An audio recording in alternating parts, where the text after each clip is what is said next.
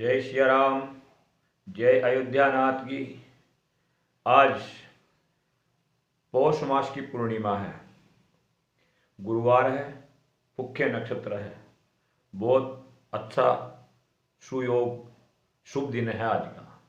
और इस शुभ दिन के साथ ही आज पौष मास विदा ले रहा है और कल से माघ मास का आरंभ होने जा रहा है। माघ मास जो है चंद्र गणना के अनुसार 11वां मास एवं क्षौर गणना के अनुसार 10वां महीना माना जाता है। माघ मास का नाम माघ की जो पूर्णिमा होती है उस रोज मगा नक्षत्र होने के कारण इसका माघ मास नाम रखा गया है। और ये जो महीना है ये बड़ा ही पवित्र एवं जन्म जन्मांतर के किए हुए पापों को धो डालने वाला महीना है। इस तामस देह से जो व्यक्ति प्रभु का स्मरण भक्ति नहीं कर पाता है, उसका मन नहीं लगता है, चाहता तो है कि मैं भगवान का स्मरण करूं, भगवान की भक्ति करूं, लेकिन नहीं कर पाता है क्योंकि मन नहीं लगता है। भगवान का स्मरण करने बैठता है तो मन कई अन्य जगह पहुंच जाता है। तो ऐसे व्यक्तियों के लिए माघ महीने से बढ़कर के और कोई दूसरा समय नहीं हो सकता। माघ महीने का महत्व बताते हुए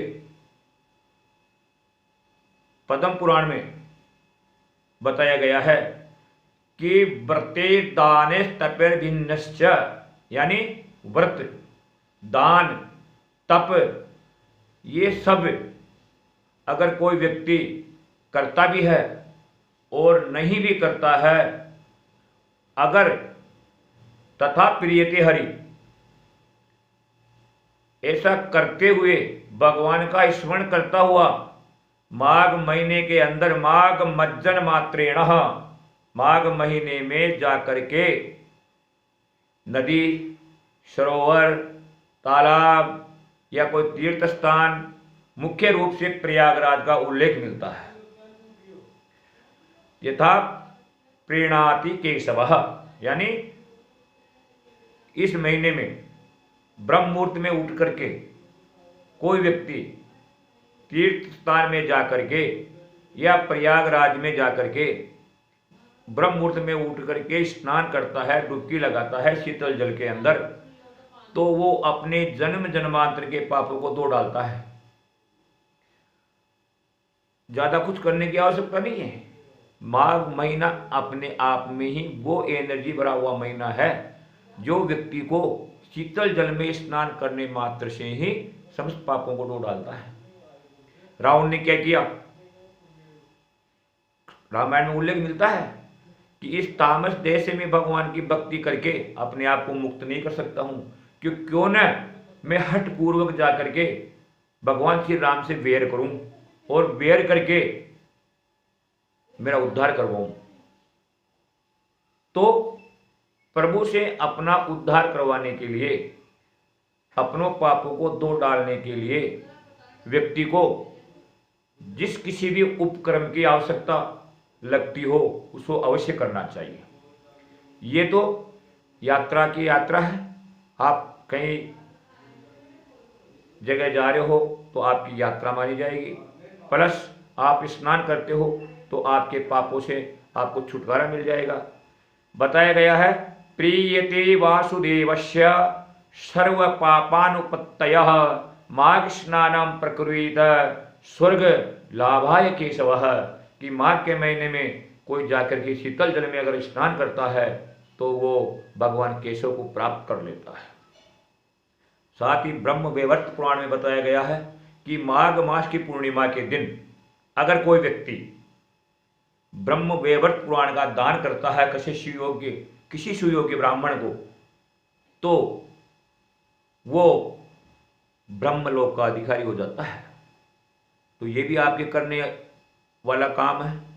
कहीं से भी धार्मिक पुस्तक है मिल जाती है, बड़े आदर सत्कार के साथ पुस्तक की पूजा करके किसी सुयोग्य ब्राह्मण को अगर आप ब्रह्म वैवर्त पुराण का दान करते हैं तो भी आपके पाप नष्ट हो जाएंगे और आप परम पद के अधिकारी हो जाएंगे। आज मैं इतना ही बताऊंगा। माघ मास का माहात्म्य जो है वो इतना बड़ा है कि उसको बखान करने के लिए मेरी वाणी बहुत सूक्ष्म है, मैं नहीं कर पाता, मेरी प्रज्ञा भी इतनी नहीं है, लेकिन फिर भी जितना मैं आपको बता पाऊंगा, कल अगले वीडियो में माघ मास के बारे में और जानकारी दूंगा। और माघ मास में जैसे मौनी अमावस्या आने वाली है, बसंत पंचमी आने वाली है और अन्य पर्व जो आ रहे हैं, समय समय पर उनकी जानकारी मैं आपसे देता रहूँगा। आप मेरे से जुड़े रहे। आज मैं आपसे एक बात और बताना जा रहा हूँ कि अगर आप लोग मेरा चैनल सब्सक्राइब करते हैं तो उससे बढ़कर मेरे लिए और कोई दक्षिणा नहीं होगी। मैं आपसे अन्य चीज़ें मांगता भी नहीं हूँ, केवल मेरा चैनल आपको सब्सक्राइब करना चाहिए। राधे राधे, जय श्री कृष्णा।